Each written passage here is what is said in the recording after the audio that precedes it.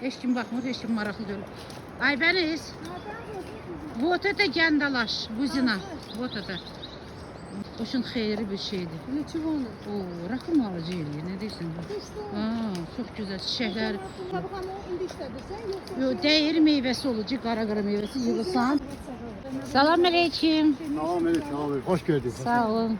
Onların da deyir, dolanın şeydir, özünü gəlir. O çox yerdə elə şeylər yazılır. Dale Carnegie-də elə bir Dale Carnegie oxumusan, oxumamısan bilmirəm. Dale Carnegie-də var. Bir dənə kişi rak olur mədəsi. O olmaz, bu olmaz. Həkim də ona deyir 3 ay vaxtım var. O da gəlir 3 ayın içində hər şeyini satır. Deyir otururam kruzə gedirəm 3 aylıq yeyib içib kef görəcəm. İndiyə kimi kebab yeyəmədim, indi yeyəcəm. 3 ay keçir, ölmür. Просто жил до себя и все выздоровело. Yani желудок то, что до сих пор не переваривал, все переварил. Понял? Понял?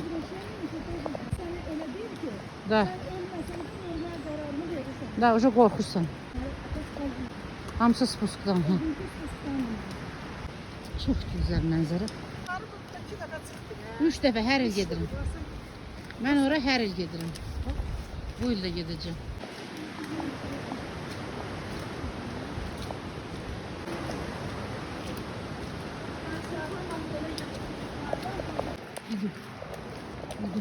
Aynur hardadır qabağın? Biz de deyirik Aynur harda, deyirəm Aynur arkada. Aynur düş qabağıma tez ol. Yavaş yavaş gəlir. Tez ol, tez ol. Yavaş yavaş ucu bizdən qabaqdasın. Şey yerləri çəkmə. Düşün sən qıybatı qırırlar. Ki Aynur harda. Poçtu. Dediniz Aynur hardadır da, yəni yada saldınız. Mən də ara qarışdırdım da. Ay, Aynur, sağa bak, смотри, как красиво тут. Aynur, бесподобное место, да? Hoppa. Buzina məndə çoxdan çiçək açır, ucu meyvə verir. Hansıdır? Biri budur, hə. Bu nədir ki? Gəndalaş. Gəndalaş hələ burada indi çiçək açır. Bu nədir ki? Yeməlidir.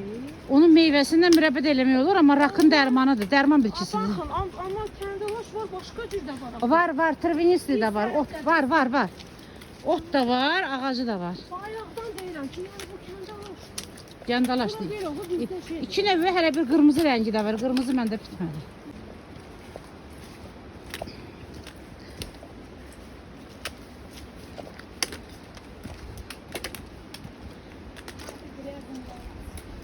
Qıyazlıdır, qıyazlıdır, qıyaz.